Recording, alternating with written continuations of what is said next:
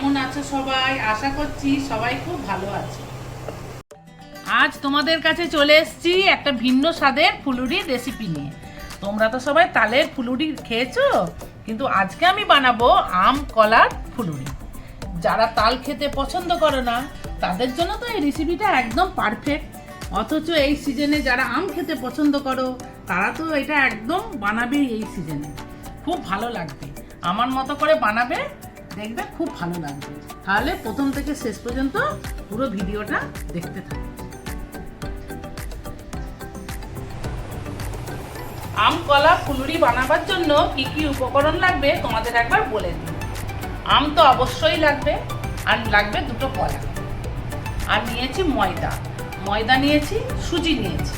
ময়দা যতটা নেবে সুজিটা তার থেকে 1/3 নেবে সুজি। আর লাগবে গুড়, গুড় দিয়ে করলে এটা খুব ভালো হয়।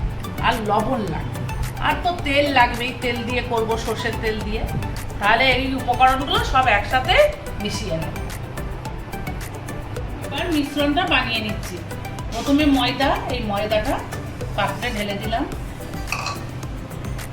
এবার এই সুজিটাও দিয়ে দিলাম। লবণটা পরিমাণ মতো দেবো, এই যে লবণ, এটা পরিমাণ মতো দেব স্বাদ অনুযায়ী।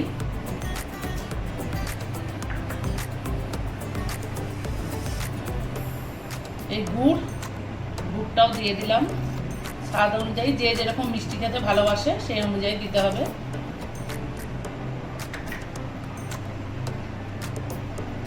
কলাগুলো ছাড়িয়ে দিয়ে দিলাম।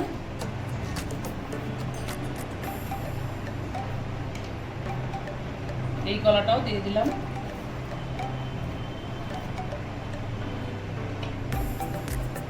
এবার আসল উপকরণ আমটাও দিয়ে দিলাম।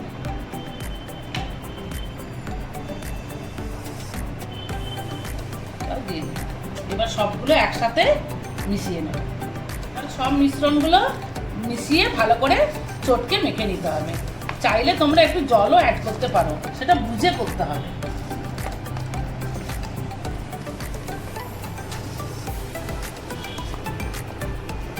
মিশ্রণটা রেডি হয়ে গেছে। মিশ্রণটা এরকম পরিমাণে বানাবে, খুব মোটাও না খুব পাতলাও না।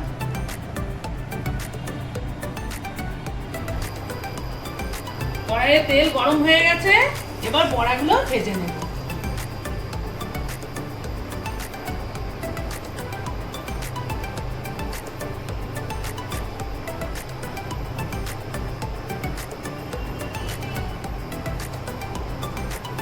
তালের যেরকম ফুলুরি ভাজো সেই অনুযায়ী ভাজতে হবে।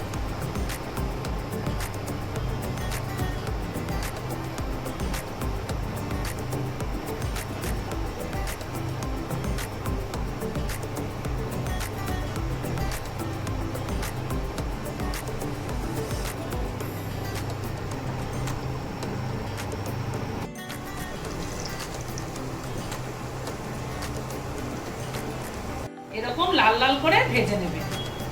খুব সুন্দর ফুলে উঠছে, এবার তুলে নেব। তৈরি হয়ে গেল আম কলার ফুলুরি। এই দেখো, আমি খানিকটা ভেজে তুলে রেখেছি, আবার কিছুটা কড়াইয়ের মধ্যে রয়েছে। এইভাবেই তোমরা বানিয়ে খাবে। অন্তত এই সিজনে একবার আম কলার ফুলুরিটা বানিয়ে খেও। আর যারা তো আম প্রিয় তাদের তো ভীষণ ভালো লাগবে এই ফুলুরিটা। আর তোমরা আমার মতো পদ্ধতিতে এইভাবে বানিয়ে খাবে। এইভাবেই তোমরা আমার পাশে থাকবে, সাথে থাকবে।